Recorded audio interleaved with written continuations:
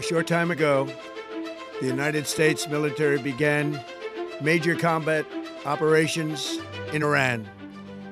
Our objective is to defend the American people by eliminating imminent threats from the Iranian regime. আজকের থেকে ৫-৬ বছর আগে গেলে এটা ভাবা অসম্ভব ছিল যে আমরা আমাদের জীবন দশায় এমন একটা সময় দেখব যেখানে মানচিত্রের রেখাগুলো প্রতিদিন রক্তের কালিতে নতুন করে দেখা হচ্ছে। ২০২৬ সাল, ক্যালেন্ডারের পাতা উল্টে আমরা এখন এমন এক পৃথিবীতে দাঁড়িয়ে আছি যেখানে ফিলিস্তিন, লেবানন, সিরিয়া, ইরান এসব দেশের মানুষদের শান্তিতে ঘুমানোটা একটা বিলাসিতা হয়ে দাঁড়িয়েছে। আমরা আজ কথা বলছি ইরানকে নিয়ে, যে পারস্যের ইতিহাস হাজার বছরের পুরনো। সেই পারস্য আজ এক চরম অস্তিত্ব সংকটে। একদিকে ইসরায়েল আর আমেরিকার সাথে সরাসরি যুদ্ধ, আর অন্যদিকে সর্বোচ্চ ধর্মীয় নেতা আয়াতুল্লাহ আলী খামেনির শাহাদাত বরণ। এখন প্রশ্ন হলো, আয়াতুল্লাহ আলী খামেনির শাহাদাত কি ইরানের পতন ডেকে আনবে, নাকি এই শূন্যতা থেকে জন্ম নেবে নতুন কোনো বিধ্বংসী আগ্নেয়গিরি? ইতিহাসবিদ ইবনে খালদুন তার মুকাদ্দিমা গ্রন্থে বলেছিলেন, সাম্রাজ্যের উত্থান পতন নির্ভর করে তাদের সংহতি এবং নেতৃত্বের ওপর।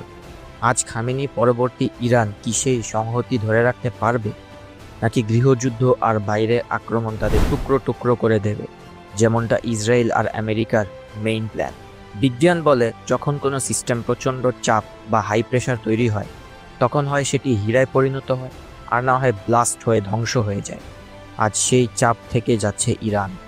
একদিকে অত্যাধুনিক মার্কিন ড্রোন আর ইসরায়েলি গোয়েন্দা জাল, আর অন্যদিকে খামেনির উত্তরসূরি নিয়ে চলা পর্দার আড়ালের রাজনীতি।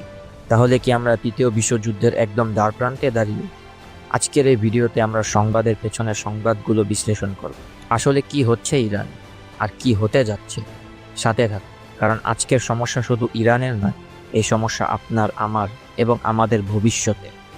ইরানে আমেরিকার এই অবৈধ হামলার পেছনে তারা অনেক অজুহাত দেয়। কখনো বলে পারমাণবিক প্রোগ্রাম, কখনো বা নারীর অধিকার। কিন্তু সত্যি বলতে এই সবই কি আসল কারণ? একদমই না। আসল উদ্দেশ্য একটাই, পুরো মিডল ইস্টে ইসরায়েলের বিরুদ্ধে যেন কেউ কোনোদিনও মাথা তুলে দাঁড়াতে না পারে। সোজা কথায়, যে কোনো মূল্যে তাদের বেবি ইসরায়েলকে প্রোটেক্ট করা। তাদের মেইন টার্গেট হলো ইসলামিক রিপাবলিককে ধ্বংস করা, ইরানের মিসাইল আর নিউক্লিয়ার প্রোগ্রাম পুরোপুরি ধুলায় মিশিয়ে দেওয়া। আর লিবিয়ার কথা মনে আছে? ঠিক সেভাবে ইরানকেও টুকরো টুকরো করে একটা পার্মানেন্ট বিশৃঙ্খলা তৈরি করা, যাতে ইসরায়েলের জন্য ইরান আর কোনোদিনও থ্রেট হতে না পারে। আরেকটা অবাক করা তথ্য দিই আপনাদের। রিপোর্ট এসেছে, এই হামলার জন্য আমেরিকাকে সবচেয়ে বেশি পুশ করেছে দুটি দেশ। এক অবশ্যই ইসরায়েল, আর দুই সৌদি আরব। হ্যাঁ, ঠিকই শুনেছেন। সৌদি আরব যদি এখনো ইরানকে তাদের সবচেয়ে বড় শত্রু মনে করে থাকে, Iran is far from being equal to Saudi Arabia. The Ayatollah Khamenei, the new Hitler of the Middle East. Absolutely.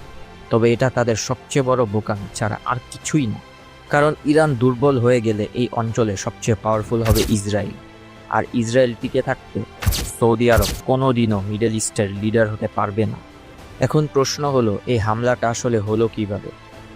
শনিবার ভোরবেলা প্রায় ২০০টিরও বেশি ইসরায়েলি যুদ্ধ বিমান একসাথে হামলা করে ইরানের ওপর। তাদের টার্গেট ছিল আইআরজিসির ঘাঁটি, ড্রোন সেন্টার আর বিমান ঘাঁটিগুলো। কিন্তু সবচেয়ে ভয়ঙ্কর খবর হচ্ছে, তারা হামলা চালিয়েছে সুপ্রিম লিডার আয়াতুল্লাহ আলী খামেনির বাসায়, যেখানে তিনি নিজে, তার মেয়ের জামাই এবং নাতি সহ সবাই শহীদ হয়েছে। এদিকে আইডিএফ দাবি করেছে তারা নাকি ইরানের টপ লেভেলের ৪০ জন লিডারকে হত্যা করেছে। এখন এখানে একটা ব্যাপার খেয়াল করুন, ইসরায়েল ঠিক কিভাবে জানলো যে ওই নির্দিষ্ট সময় সুপ্রিম লিডার তার পরিবার সহ ওখানেই থাকবেন? এটা তো ইরানের একদম হাই র্যাঙ্কিং অফিসারদের ছাড়া আর কারো জানার কথা না। তার মানে কি ইরানের ভেতরে কোনো বড় ধরনের বিশ্বাসঘাতক লুকিয়ে আছে? ইসরায়েল বা আমেরিকার কোনো স্পাই কি খোদ ইরানের প্রশাসনের ভেতরেই বসে আছে? প্রশ্নটা কিন্তু থেকেই যায়। আর এর সম্ভাব্য উত্তরও হতে পারে হ্যাঁ, অবশ্যই আছে। যখন আমি এই ভিডিও রেকর্ড করছি, তখন ইরানে ২০১ জনের বেশি নিহত হয়েছে আর ৭৪৭ জনের বেশি আহতের খবর আসে। সবচেয়ে মর্মান্তিক ঘটনাটি ঘটে মিনাব শহরে, যেখানে একটি গার্লস স্কুলে বোমা পড়ায় ১৪৮ জন মেয়ে শিশু প্রাণ হারায়। এটাই কি আমেরিকার ফ্রিডম? এটাই কি উইমেন্স রাইট? এটাই কি ফেমিনিজম ইরানি নারীদের প্রতি? এখন কেন কোনো উইমেন্স রাইট অর্গানাইজেশন এসে বলে না যে আমেরিকার ইসরায়েল যে ছোট মেয়ে বাচ্চাদের হত্যা করেছে এটা অপরাধ, এটা ক্রাইম? কেন? আর এছাড়াও আইআরজিসি প্রধান হোসেন সালামি সহ অত্যন্ত 40 জন শীর্ষ সামরিক কর্মকর্তা নিহত হয়েছেন। ইরানে হামলার কিছুক্ষণ পরই ইরানও রিটালিয়েট করে এবং মিডল ইস্টে ইউএই, সৌদি, কাতার, কুয়েত, বাহরেন, জর্ডানে থাকা আমেরিকান মিলিটারি ঘাঁটিগুলোতে হামলা চালায়। আর ইসরায়েলের তেল আবিব আর বেইত শেমেশ শহরেও হামলা চালায়। এখানে একটা মজার কিন্তু অদ্ভুত ব্যাপার খেয়াল করেছেন? আরব আর গালফ কান্ট্রিগুলো ইরানের ওপর এই ভয়াবহ হামলা কিংবা আয়াতুল্লাহ আলী খামেনির শাহাদাত নিয়ে টু শব্দটিও করে, কোনো নিন্দাও জানেনি, কোনো কন্ডেমনেশনও জানেনি। কিন্তু যেই তাদের মাটিতে থাকা আমেরিকান ঘাঁটিগুলোতে হামলা হয়েছে অমনিই তারা নিন্দায় ফেটে পড়েছে, এমনকি পাল্টা হামলার হুমকিও দিচ্ছে। কিন্তু প্রশ্ন হলো ইরান কেন এই ঘাঁটিগুলোকে টার্গেট করবে? কারণটা খুবই সিম্পল।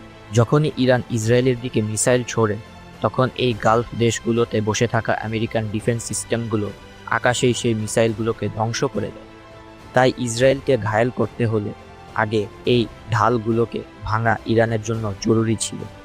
প্রাথমিক খবর অনুযায়ী ইসরায়েলে অন্তত 5 থেকে 9 জন নিহত হয়েছে এবং 120 জনেরও বেশি আহত।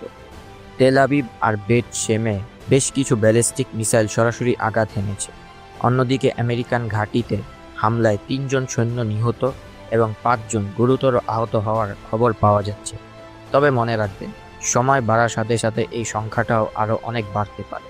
কিভাবে এই যুদ্ধ আমাদের সবার উপর প্রভাব ফেলবে? এই ম্যাপের দিকে তাকান। ইরান ও ওমানের মাঝখানে মাত্র 21 মাইল চওড়া একটি জলপথ, যাকে স্ট্রেট অফ হরমুজ বলা। পৃথিবীর মোট তেলের 20% এই পথ দিয়েই যায়। বর্তমান যুদ্ধের খবর হলো ইরান এই পথটিকে বন্ধ করে দিয়েছে। যদি এই পথ পুরোপুরি বন্ধ হয়ে যায় তাহলে গোল্ডম্যান স্যাক্সের মতে তেলের দাম প্রতি ব্যারেলে $100 ছাড়িয়ে যেতে পারে। এটি সবার উপর প্রভাব পড়বে, বিশেষ করে এশিয়ান দেশগুলোর ওপর। তেলের দাম বাড়া মানেই বাস, ট্রেন ভাড়া বৃদ্ধি, নিত্য প্রয়োজনীয় জিনিসের দাম বেড়ে যাওয়া এবং বিশ্বজুড়ে নতুন করে চরম ইনফ্লেশন শুরু হওয়া। 2026 সালে দাঁড়িয়ে আমরা এক নতুন অর্থনৈতিক মহামন্দার দিকে এগিয়ে যাচ্ছি। তো এখন ইরানের জন্য সামনে ভবিষ্যৎ কি? ইসরায়েল আর আমেরিকার প্ল্যান হচ্ছে ইরানকে টুকরো টুকরো করে দেওয়া। একদিকে কুর্দি জাতিগোষ্ঠী, একদিকে বালোচ, একদিকে পার্সিয়ানরা আর একদিকে আজারবাইজানিরা, যাতে ইরান ইউনিফাই না হতে পারে। ঠিক লিবিয়ার মডেল। কিন্তু এটা কি এতই সহজ? না। ইসলামিক রিপাবলিকের ভিত্তি কেবল একজন ব্যক্তি না, বরং আইআরজিসি নামক এক বিশাল সামরিক ও অর্থনৈতিক কাঠামো। যত পর্যন্ত এই আইআরজিসি টিকে আছে তত পর্যন্ত ইসলামিক রিপাবলিক শেষ হবে না। আর ইরানি স্ট্রাকচার ইরাকের মতো না, যে একটা সেন্ট্রাল কমান্ড থাকে এবং সেই কমান্ড ধ্বংস হলে পুরো সিস্টেম কোল্যাপস করে যায়, যেমন সাদ্দাম হুসেনের সময় হয়েছিল। এখন প্রশ্ন হলো, সুপ্রিম লিডারের পর ইরানের হাল ধরবে কে? আয়াতুল্লাহ আলী খামেনির শাহাদাতের পর এখন সবার মনে একটাই প্রশ্ন, ইরান চলবে কিভাবে? ইরানের সংবিধানের 111 নম্বর অনুচ্ছেদে এ বিষয়ে খুব পরিষ্কার বলা আছে, নতুন কোনো সর্বোচ্চ নেতা বা সুপ্রিম লিডার নির্বাচিত না হওয়া পর্যন্ত দেশ পরিচালনার ভার থাকবে একটি ইন্টারিম কাউন্সিলের ওপর। ইরানের মিডিয়া থেকে পাওয়া খবর অনুযায়ী এই স্পেশাল কাউন্সিলে থাকছেন 3 জন হেভিওয়েট ব্যক্তিত্ব। প্রথমজন হলেন বর্তমান রাষ্ট্রপতি মাসুদ পেজেশকিয়ান, দ্বিতীয়জন সুপ্রিম কোর্টের প্রধান বিচারপতি গোলাম হুসেইন মোহসেনি এবং তৃতীয়জন অভিভাবক পরিষদের একজন প্রভাবশালী ধর্মগুরু। রবিবারেই সেই তৃতীয় সদস্যের নাম ঘোষণা করা হয়েছে। তিনি হলেন 67 বছর বয়সী হায়াতুল্লাহ আলী রেজা আরা। কাউন্সিল যতদিন পর্যন্ত আনুষ্ঠানিকভাবে নতুন কোনো সুপ্রিম লিডারকে বেছে না নিচ্ছে ততদিন এই 3 জনই মিলেমিশে পুরো দেশের দেখভাল করবেন। অর্থাৎ যুদ্ধের এই কঠিন সময় ইরানের ক্ষমতা এখন এই 3 জনের হাতেই। বন্ধুরা, রাজনীতির ময়দানে কার অবস্থান কোথায়, কার আদর্শ ঠিক আর কার আদর্শ ভুল, তা নিয়ে হয়তো হাজারটা বিতর্ক আছে, কিন্তু যখন ইতিহাস লেখা হবে তখন একটি নাম সেখানে অবশ্যই ফুটে উঠবে। তিনি হলেন আয়াতুল্লাহ আল সৈয়দ আলী খামেনি। তিনি কেবল একটি রাষ্ট্রের প্রধান ছিলেন না, বরং কয়েক প্রজন্মের কাছে তিনি ছিলেন অন্যায়ের বিরুদ্ধে রুখে দাঁড়ানো এক জীবন্ত প্রতীক। দীর্ঘ 3 দশকেরও বেশি সময় ধরে একলা পাহাড়ের মতো দাঁড়িয়ে পশ্চিমের সমস্ত নিষেধাজ্ঞা আর ষড়যন্ত্রের ঝড় সামলেছেন তিনি। তিনি একাই লড়েছেন এই আধুনিক যুগের তথাকথিত সুপার পাওয়ারগুলোর বিরুদ্ধে।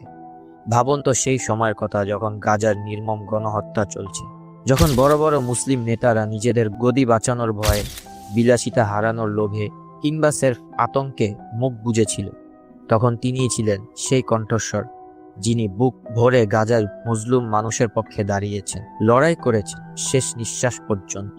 আজ তার এই বিদায় শুধু ইরানের মানচিত্রের ভেতরে কোনো শোকের সংবাদ নয়, বরং পুরো মুসলিম বিশ্বের হৃদয়ে একটি অপূরণীয় শূন্যতা।